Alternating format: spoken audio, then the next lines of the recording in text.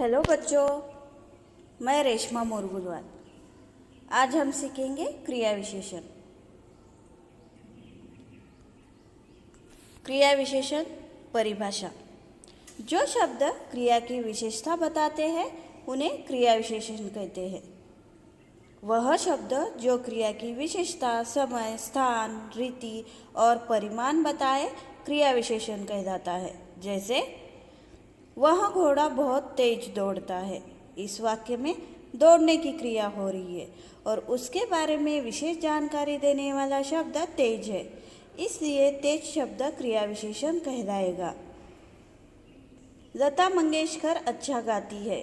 इस वाक्य में गाने की क्रिया हो रही है और उसके बारे में विशेष जानकारी देने वाला शब्द अच्छा है, इसलिए अच्छा शब्द क्रिया विशेषण कहलाएगा।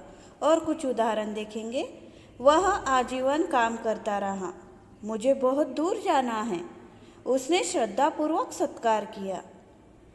इन वाक्यों में लाल अक्षरों से दिए गए शब्द क्रिया के बारे में विशेष जानकारी दे रहे हैं, इसलिए इन शब्दों को क्रिया विशेषण शब्द कहेंगे।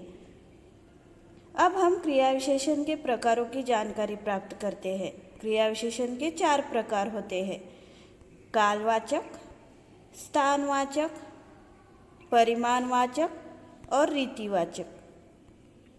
कालवाचक क्रिया विशेषण, इससे क्रिया के समय का बोध होता है, अर्थात जो क्रिया हो रही है उसके समय का बोध हमें कालवाचक क्रिया विशेषण शब्दों से पता चलता है। इसके अंतर्गत आज, कल, परसों, जब, कब, तब, अब, लगातार, प्रतिदिन, दिन भर, सवेरे, तुरंत, अभी, पहले, पीछे, सदा, बार बार, बहुधा आदि शब्द आते हैं। जैसे वह बार बार चीखता है। इस वाक्य में चीखने की क्रिया हो रही है और बार बार शब्द क्रिया के बारे में विशेष जानकारी हमें दे रहा है और समय का बोध भी करा रहा है, इसलिए बार बार शब्द कालवाचक क्रिया विशेषण कहलाएगा। वह प्रतिदिन व्यायाम करता है। व्यायाम करने की क्रिया प्रतिदिन हो रही है। प्रतिदिन शब्द समय का बोध कराता है और क्रिया के बारे में विशेष जानकारी हमें प्राप्त करा रहा है, इसलिए ये शब्द कालवाचक क्रिया विशेषण कहलाएगा। कुछ उदाहरण देखेंगे। वह लगातार हमला करता रहा। मैं अभी अभी आया हूँ। वह सदा गाता है। दूसरा है स्थानवाचक क्रिया विशेषण। यह क्रिया के स्थान का बोधक होता है, अर्थात जो क्रिया हो रही है वो किस स्थान पर हो रही है, इसकी जानकारी हमें स्थानवाचक क्रिया विशेषण से होती है।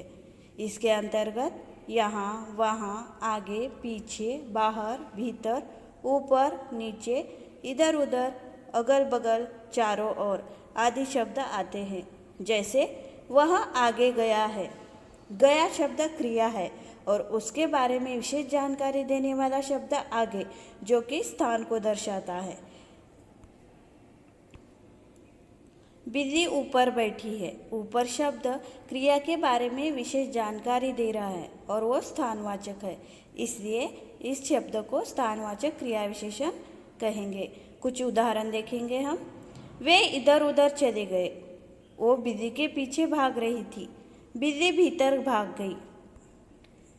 तीसरा है परिमाणवाचक। इससे परिमाण, मात्रा का बोध होता है, अर्थात यह क्रिया की मात्रा का बोध कराता है।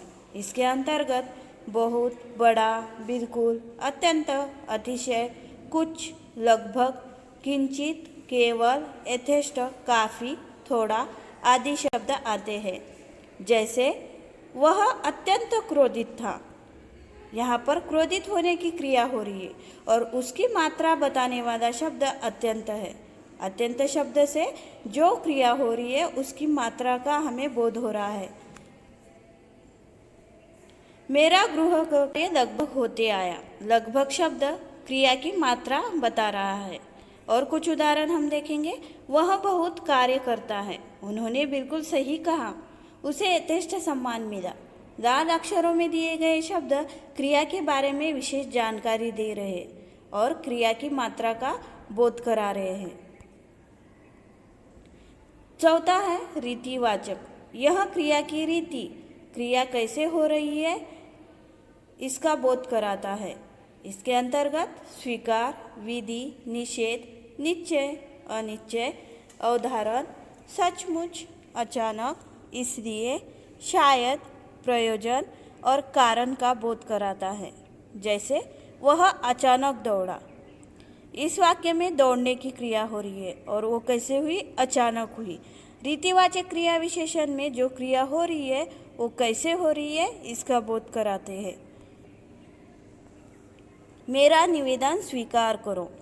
और कुछ उदाहरण हम देखेंगे। शायद वह गाँव गया। निश्चय करो। आज हमने सीखा क्रिया विशेषण। क्रिया विशेषण किसे कहते हैं?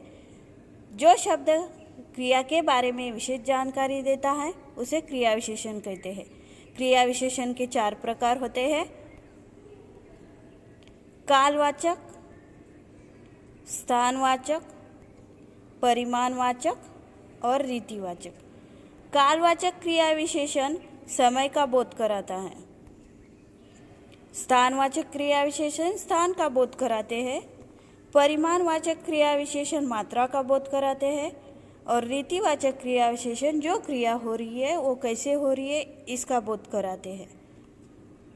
धन्यवाद बच्चों।